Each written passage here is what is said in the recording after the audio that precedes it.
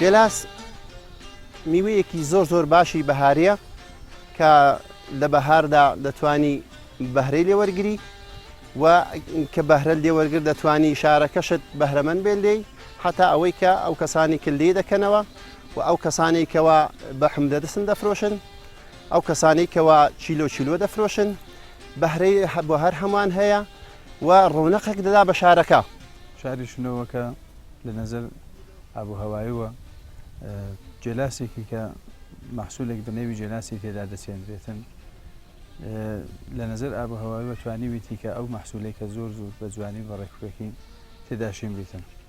ئێمە میوەی بنێوی جێلاسمان لە شاری شنەوە کە بەرهەم دێتن 100 زیرەکێشتمان کە میزانێکی دەوروبەری 330 هێکتارێکمان ئەمە لە سەتی شارستانی شنەوە ینی هاتوتە زیرکێشت و 100 زیرەکێشتەیدا میزانی باروەریمان دەوروبەری 140 هێکتارێک غێری باروەرە و 150 هێکتارێکیشمان باروەرە. یعنی دە باروەری منزوور لە باروەرێکێک کە هاتوتە سەرفەی اقتصادیەکەی خۆیەوە، یعنی توانیویتی کە کەشاوەرز استفادەی اقتصادیەکەی لێ بکاتن.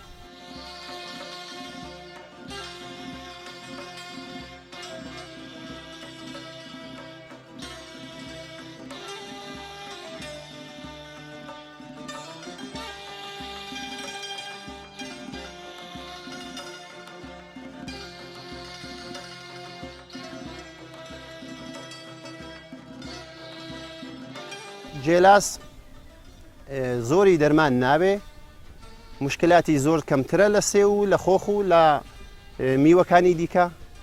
هەر بۆیەش خەڵک زۆربەی زۆری ڕویان کردوتە جێلاس.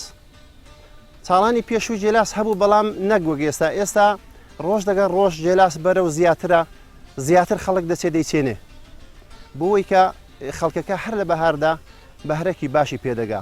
چەند ڕقەمێکن جێلاسی کە دەمەنتەقەیدا دەسێنرێتن جێلاسی تەگدانەیە، جێلاسی سوورەتی خوشەیە، جێلاسی زەردە کە ئیسلاح مەعمولی خۆمانی پێ دەڵێن کە دەمەنتەقەیدا زۆرتر ئەس دەبێتن کێشکەش دەکرێتن و جێلاسی مۆزی یا زەردی شیشەییشی پێ دەڵێن و جێلاسێکی دیکەش کە دەتوان ئەلانەکانە دەمەنتەقەیدا زۆرتر تەرەفداری هەیە و زۆرتر ئیستفادەی لێ دەکرێتن تەگدانەیە کە بازاڕ پەسەندەکەی زۆرترە.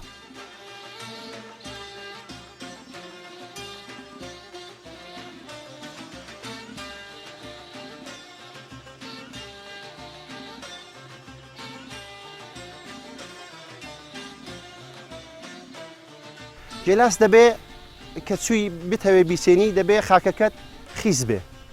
ئەو خاکە خیزە دەبێ ئازمایشی بکەی بزانی خاکەکەت نەخۆشە نەخۆش نییە، ئایا چ مادەی پێویستە دەبێت جوابداتەوە ئەو خاکە. ئەگەر زانیت ئەو خاکە گڵە سوورە، ئەگەر زانیت گڵە ڕەشە ئاوێ ڕادەگرێ نابێ بە هیچ بۆ جێلاسی لێ بچێنی چند ئەگەر جێلاست لێساند ماوەی ساڵێک 2 ساڵ گەورە دەبێ و دوای وردە شتێک ئەمە پێی دەڵێن جیوەی دەردەکا و بە مروری زەمان ئیشک دەبێ.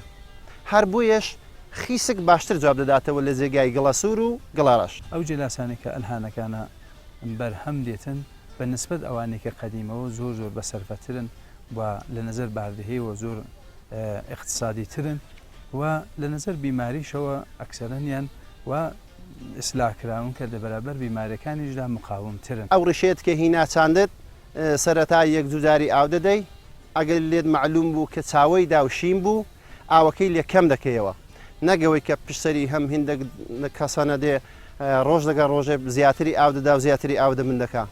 ئاوی دەبێ زۆر کەمتر دەبنکەی بۆی کە چاوەکانی باشتر و زۆرتر بدات. کە زانیت شین بوو هەفتەی جارێکت کە ئاودا ئەگەر زانیت زۆرتر شین بوو لێ کەمتر دەکەوە دەکەیت دەڕۆژ چەلێک. بەو شێوەی دەڕۆشتەلەکە تا دەگاتە 2 ساڵ پاش 2 ساڵ 3 ساڵان دەبی بکێ 15 ڕۆژ چەلێک.